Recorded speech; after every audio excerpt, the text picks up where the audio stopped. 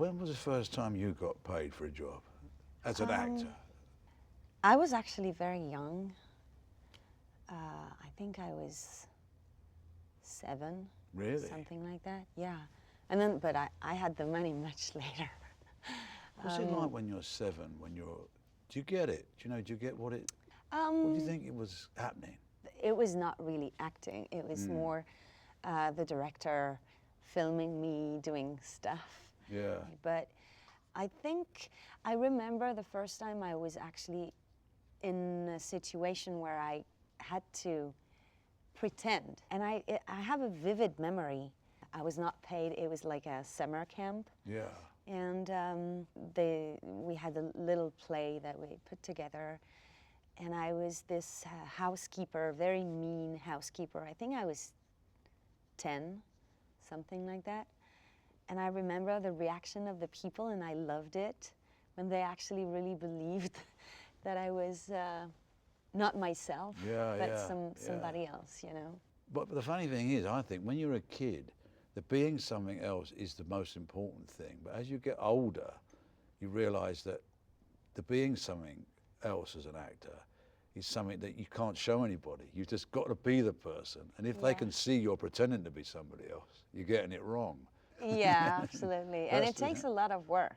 It's a kind of cognitive thing, isn't it, to work that one out. You know, some people don't.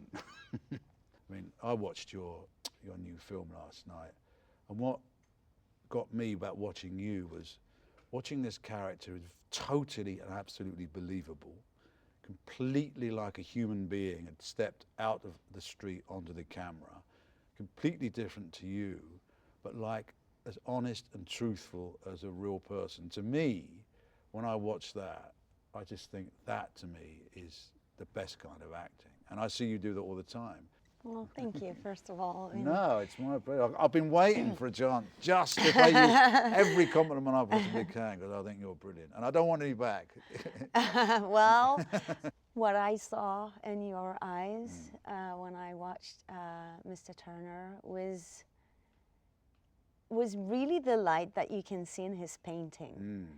And I heard that were you a painter before, or?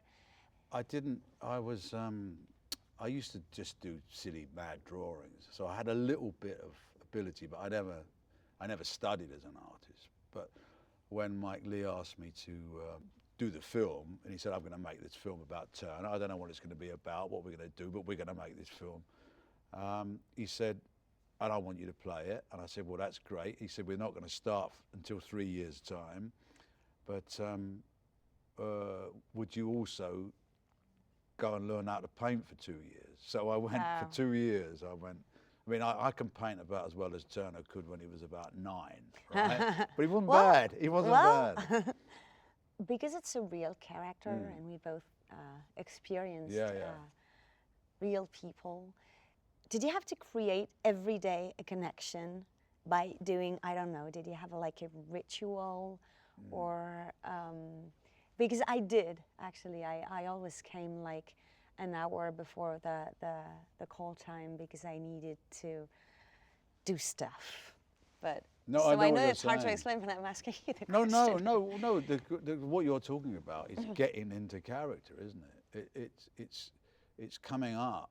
It's creeping up on somebody and putting it on to make it, to prepare yourself. I mean, the process with Mike Leigh is very much a part of the process. But I think, in a sense, every actor, if they're trying to get it right, does that, doesn't it? You have to allow yourself to become that person.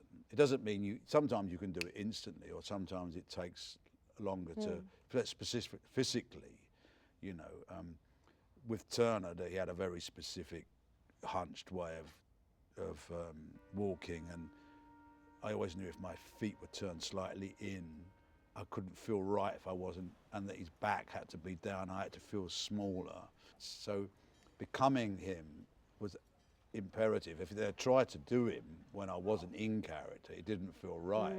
And also, I mean, I don't know about you, but I think the responsibility, although obviously we know, because we've seen PF, and we all know that she was so extraordinary, and that's why your performance is so extraordinary. not many people knew about Turner. So I lived quite near St Paul's Cathedral, where he's buried with lots of other great artists, British artists. And I went and I knelt on his grave and I pretended to tie my shoelaces, and I had a little chat with him and said, "For what I am about to do to you, please forgive me." Then I went back halfway through and I said, "You know, if you want me to stop, if you don't like it, give me a sign." And then at the end of the film, I went back and I just knelt down. Mind you, I was a bit tired and a little bit drunk, and I just dropped a tear out my eyeball. And because somebody was watching me, so I just pretended I was polishing the corner of the grave. Well, you've worked a lot with Mike Leigh, and I guess there's like a technique that he applies on all his movies. But do you feel that you do something? You have something that you do each time for each new project? The only thing I do every time, I think, is use every amount of imagination that you've got. And I think identifying and trying to work out what that person is the key to it. And what I quite like, and I don't know, is if the characters, and I have played quite a few characters that are not particularly attractive or particularly nice or like people want to be, they're more like the way people are.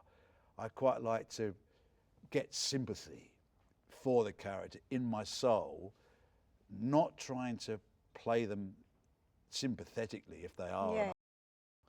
But if you're playing a monster, it's your responsibility to give that monster something that's just as human as somebody that's a saint, you know. And I think that sense of delving, of throwing your imagination into them to work out what makes them tick is the only technique I use. The rest is added on, I think. Yeah. You know, about you, do you, as you say, you rely very much on your director, do you? Yeah, of course. It's just that I'm always worried that if I use something that I've used already, of course, I mean, maybe I would call it exploration. Yeah. And if I use the same boat or the same car to explore this new world, who's a person, I feel that I'm gonna be confused. So at the same time, I'm thinking, and it's not something that I'm trying to avoid, using the same vehicle, but it really comes from the essence of the story, and that's how I will explore. I know what you're saying. I think is that you have to, if it isn't in the story, you have to create a imaginative scenario of what is the drama that's happened that isn't in the story that has created that effect. I think subtext is the thing that makes something just one look. There's a scene with your husband when you have a moment where you're feeling good together, and all of a sudden this sense of love, which you've been kind of denying him because you're so depressed, it's wonderful. And I could see you've thought about it anyway, and you've created a whole, I might be making assumptions here, but you've created a whole other world that you're drawing from that is private, and sometimes you don't even want to share it because it's like you don't want anybody else to know about it because that's where you're getting it from. Yeah, well, especially for this movie, I had to, well, first of all, if I don't do it, I feel if I don't create this person from birth to when we meet with this person in the story of the movie, I feel prisoner of ignorance. Yeah.